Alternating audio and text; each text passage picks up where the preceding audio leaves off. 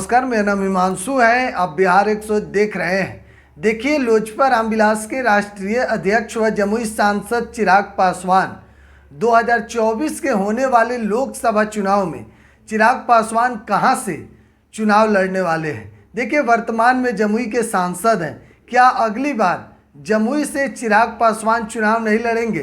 देखिए, चिराग पासवान की चर्चा हो रही है कि चिराग पासवान हाजीपुर सीट से 2024 के लोकसभा चुनाव लड़ सकते हैं।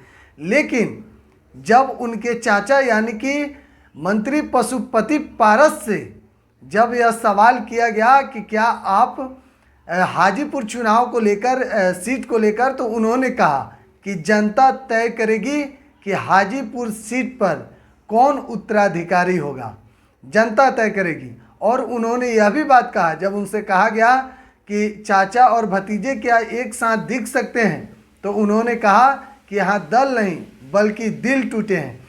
तो देखिए, इससे साफ नाराज़गी जाहिर हो रही थी और इशारे में ही उन्होंने अपने भतीजे चिराग पासवान को चुनौती भी दे डाली हाजीपुर सीट से लेकर। देखिए, हाजीपुर सीट को लेकर पूरे चर्चा हो रहे हैं। और 2 दिन पहले भी चिराग पासवान अपने पिता स्वर्गीय रामविलास पासवान के जयंती पर हाजीपुर गए हुए थे।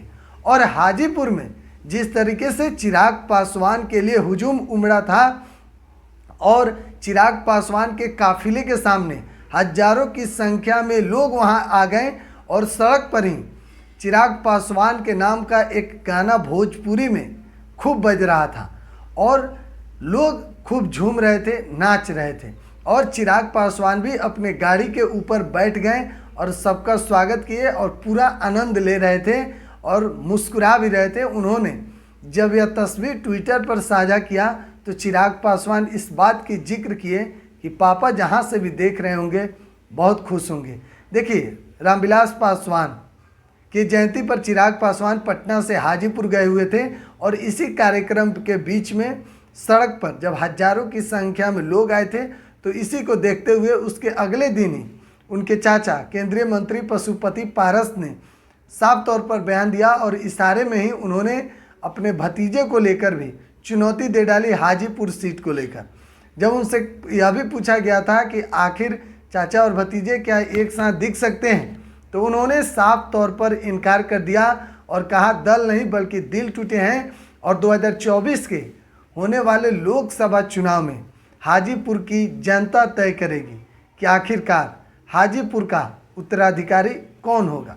देखिए, चिराग पासवान लगातार युवाओं के आइकन बनते जा रहे हैं और कहीं ना कहीं जो पासवान जाति के वोट हैं वो ज़्यादातर चिराग पासवान के साथ हैं, ना कि पशुपति पारस के साथ। बहरहाल, आप क्या सोचते हैं कमेंट बॉक्स में ज़रूर बताइएगा। तब तक के लिए बहुत बहुत धन्यवाद।